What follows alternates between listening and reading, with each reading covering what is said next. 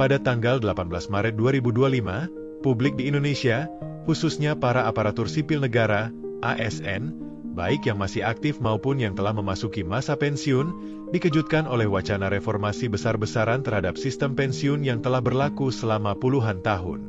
Informasi ini menjadi sorotan luas karena menyebutkan kemungkinan bahwa para pensiunan PNS ke depannya dapat menerima pesangon yang nilainya bisa mencapai 1 miliar rupiah, sebuah angka yang luar biasa jika dibandingkan dengan sistem pensiun bulanan yang selama ini diterapkan. Pemerintah tengah mempertimbangkan untuk mengubah skema pensiun dari model tradisional menjadi skema fully funded, di mana pembayaran dilakukan sekaligus di awal masa pensiun. Untuk memahami isu ini secara komprehensif, kita perlu memulai dengan menelaah sistem yang saat ini masih berlaku, yaitu skema Pay As You Go, PSO. Dalam skema ini, para pensiunan PNS, TNI, Polri, dan pejabat daerah akan terus menerima pembayaran pensiun bulanan dari negara hingga akhir hayat mereka. Bahkan dalam beberapa kasus, pembayaran ini dapat diwariskan kepada pasangan, suami atau istri, jika pensiunan tersebut meninggal terlebih dahulu. Sistem ini telah lama dipraktikkan dan menjadi bagian dari jaminan sosial yang diberikan oleh negara kepada para abdi negara sebagai bentuk penghargaan atas pengabdiannya. Namun, seiring dengan bertambahnya jumlah pensiunan dan meningkatnya usia harapan hidup, skema ini menjadi beban anggaran negara yang sangat besar. Menteri Keuangan Sri Mulyani menyampaikan bahwa skema pensiun saat ini telah membebani anggaran pendapatan dan belanja negara, APBN, hingga 800 triliun rupiah. Angka ini tentu bukan jumlah yang kecil, apalagi di tengah kebutuhan negara untuk melakukan pembangunan di berbagai sektor strategis, termasuk pendidikan, kesehatan, pertahanan, hingga digitalisasi layanan publik. Melalui reformasi ini, pemerintah berencana menggeser sistem pensiun ke model fully funded, yaitu sebuah sistem di mana ASN akan menerima dana pesangon dalam jumlah besar secara sekaligus ketika memasuki masa pensiun. Nilainya disebut-sebut bisa mencapai hingga 1 miliar rupiah, tergantung dari masa kerja, pangkat, dan kontribusi iuran yang telah dibayarkan selama aktif bertugas. Model ini sangat berbeda dari skema PSO, karena pembayaran tidak lagi dilakukan secara rutin bulanan, melainkan dibayarkan sekaligus di awal masa pensiun. Namun, sebagaimana setiap kebijakan publik lainnya, skema baru ini tentu mengandung keuntungan dan tantangan tersendiri. Mari kita telaah lebih dalam. Keuntungan skema PSO, Pay As You Go. Skema PSO menawarkan jaminan pendapatan bulanan seumur hidup bagi pensiunan. Ini berarti para pensiunan tidak perlu khawatir tentang keberlangsungan keuangan mereka, karena negara menjamin penghasilan tetap setiap bulan. Bahkan, dalam banyak kasus, manfaat ini dapat diteruskan kepada pasangan yang sah, sehingga memberikan rasa aman dan stabilitas keuangan jangka panjang bagi keluarga pensiunan. Keuntungan lainnya dari skema ini adalah minimnya risiko keuangan pribadi. Karena dana pensiun dikelola oleh negara, para pensiunan tidak perlu pusing memikirkan bagaimana mengelola atau memutar uang mereka untuk mencukupi kebutuhan hidup. Bahkan jika seorang pensiunan hidup hingga usia lanjut, misalnya 80 atau 90 tahun, mereka akan tetap mendapatkan penghasilan dari pensiunan tanpa khawatir kehabisan dana. Namun, skema ini juga memiliki kelemahan utama, nominal yang diterima relatif kecil.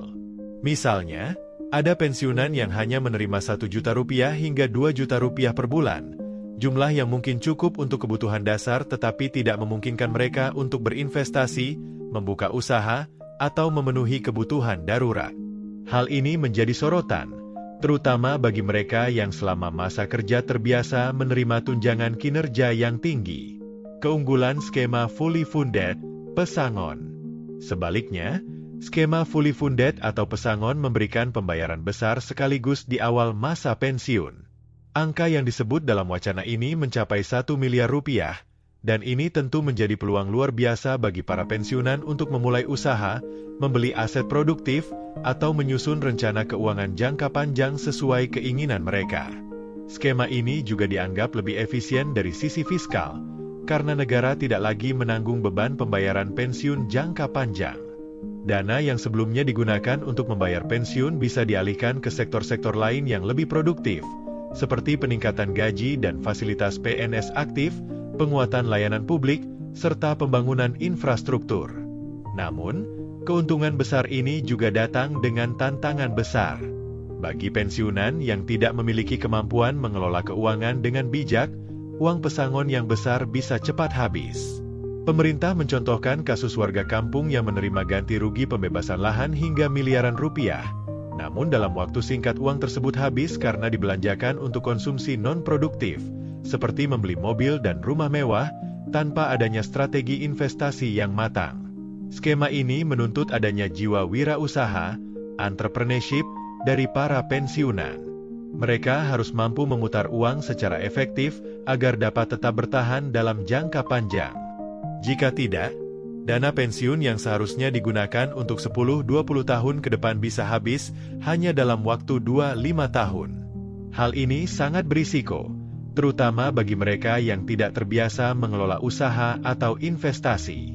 Perbandingan umur dana antara kedua skema.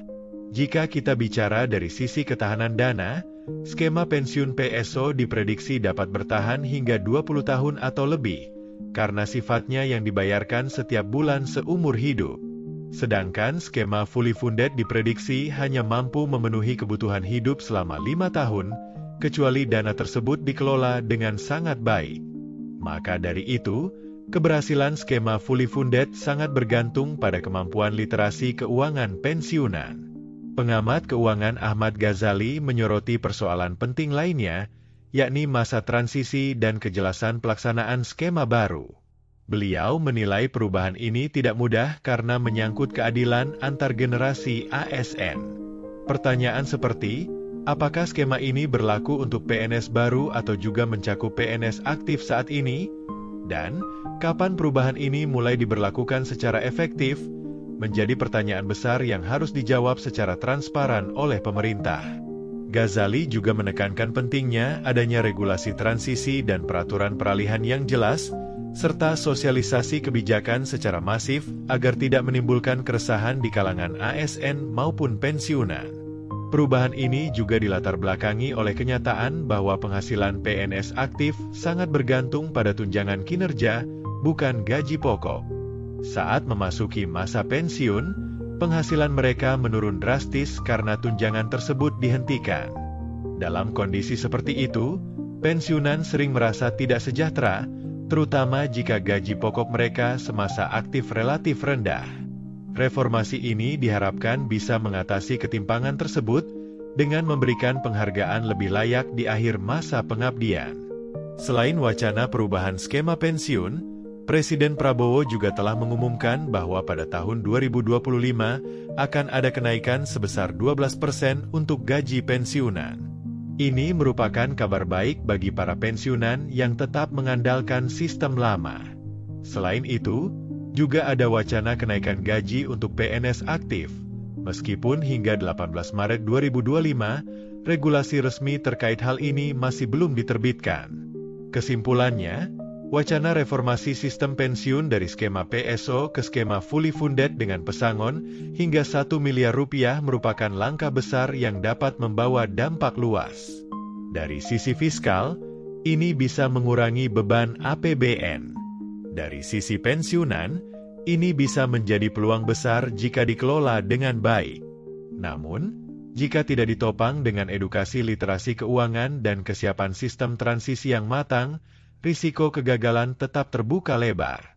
Untuk itu, sangat penting bagi pemerintah untuk menyusun regulasi yang adil dan transparan, memberikan pelatihan pengelolaan keuangan bagi calon pensiunan, menyusun sistem pengawasan dan pendampingan setelah pensiun, menjaga komunikasi dua arah dengan ASN agar kebijakan ini dapat diterima dan dijalankan dengan baik. Kini, kita tinggal menunggu kelanjutan regulasi dari pemerintah, apakah skema baru ini akan resmi diberlakukan di tahun 2025, dan bagaimana bentuk implementasinya di lapangan. Semoga perubahan ini benar-benar menjadi langkah positif menuju kesejahteraan ASN dan keberlanjutan fiskal negara. Informasi yang disampaikan dalam video ini bersumber dari berbagai pemberitaan terbaru pertanggal 18 Maret 2025 dan ditujukan untuk tujuan edukatif serta informasi publik. Segala perubahan kebijakan yang bersifat resmi tetap mengacu pada peraturan pemerintah yang berlaku. Harap bijak dalam menyikapi informasi, dan selalu cek sumber resmi untuk pembaruan regulasi terkini. Kalau kamu merasa video ini bermanfaat, jangan lupa untuk klik like, subscribe, dan aktifkan lonceng notifikasi agar kamu nggak ketinggalan info penting lainnya seputar ASN, pensiunan, kebijakan publik, hingga tips keuangan dan karir. Punya pendapat atau pengalaman seputar pensiun PNS? Tulis di kolom komentar. Yuk, kita diskusi bareng. Terima kasih sudah menonton sampai akhir. Semoga informasi ini membantu kamu memahami lebih dalam tentang skema pensiun terbaru. Tetap semangat, tetap cerdas menyikapi perubahan, dan sampai jumpa di video berikutnya. Wassalamualaikum warahmatullahi wabarakatuh. Salam sehat dan sukses selalu.